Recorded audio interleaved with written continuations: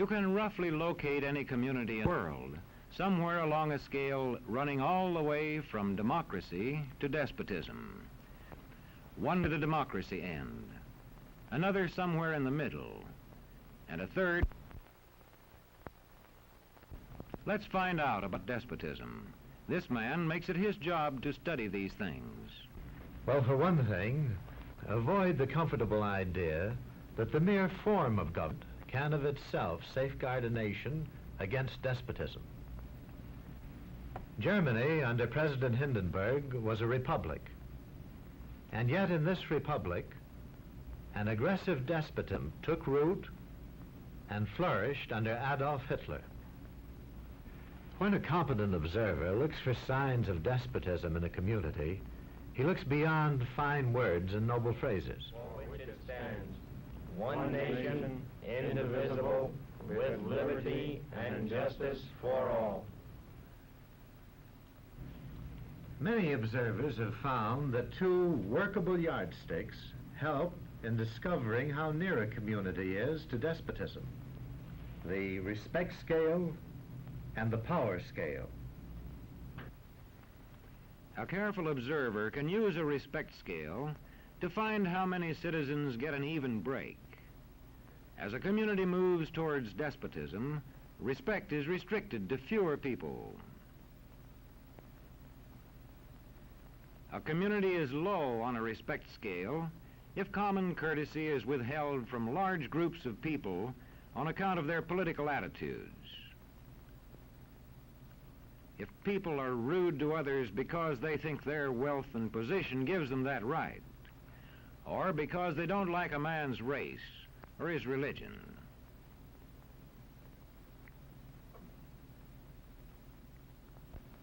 Equal opportunity for all citizens to develop useful skills is one basis for rating a community on a respect scale.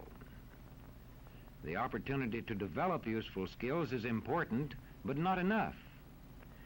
The equally important opportunity to put skills to use is a further test on a respect scale.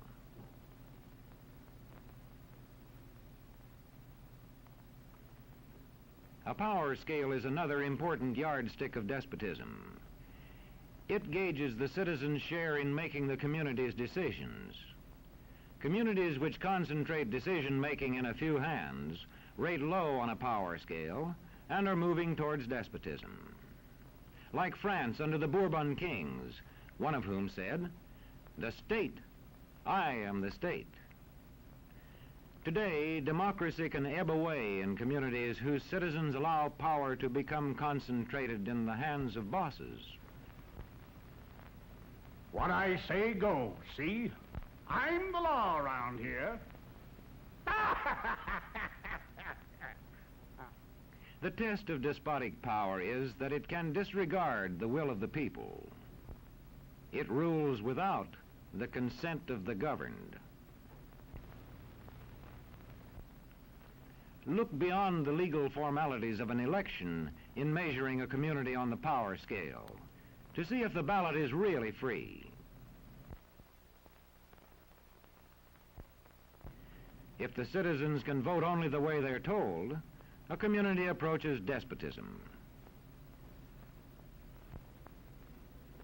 When legislatures become ceremonial assemblies only and have no real control over lawmaking, their community rates low on a power scale.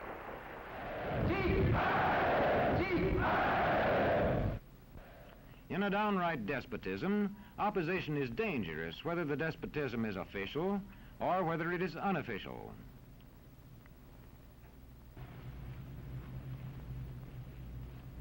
The spread of respect and power in a community is influenced by certain conditions, which many observers measure by means of the economic distribution and information scales. If a community's economic distribution becomes slanted, its middle-income groups grow smaller, and despotism stands a better chance to gain a foothold. Where land is privately owned, one sign of a poorly balanced economy is the concentration of land ownership in the hands of a very small number of people. When farmers lose their farms, they lose their independence. This one can stay on, but not as his own boss anymore. To the extent that this condition exists throughout a nation, the likelihood of despotism is increased. In communities which depend almost entirely on a single industry, such as a factory or mine, maintaining economic balance is a challenging problem.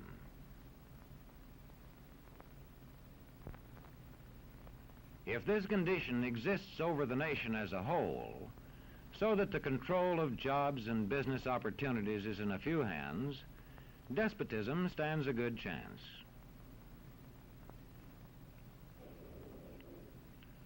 Another sign of a poorly balanced economy is a taxation system that presses heaviest on those least able to pay. A larger part of a small income is spent on necessities such as food. Sales taxes on such necessities hit the small income harder. In the days of the salt tax, feudal despotisms were partly sustained by this and other effects.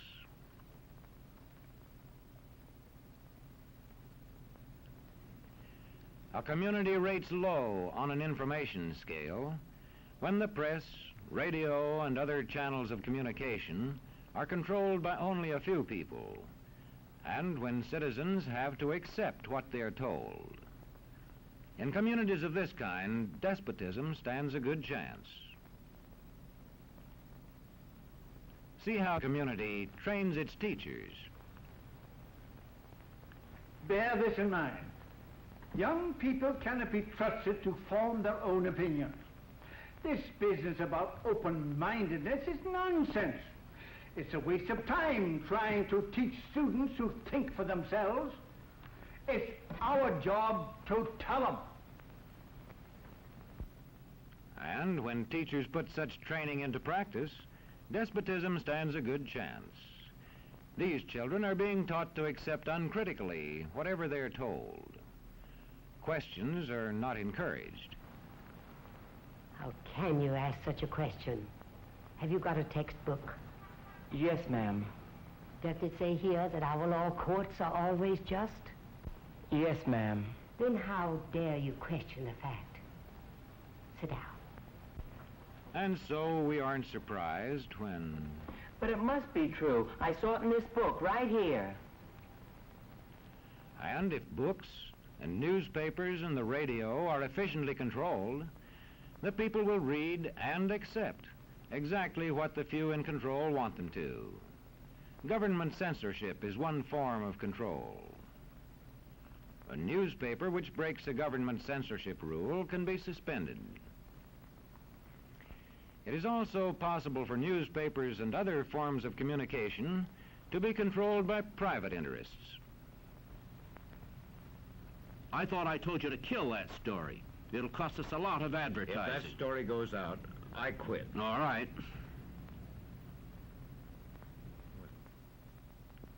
What sort of community do you live in? Where would you place it on a democracy-despotism scale? To find out, you can rate it on a respect scale and a power scale.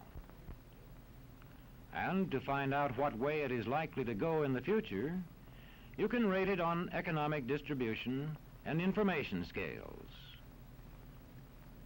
The lower your community rates on economic distribution and information scales, the lower it is likely to rate on respect and power scales, and thus to approach despotism.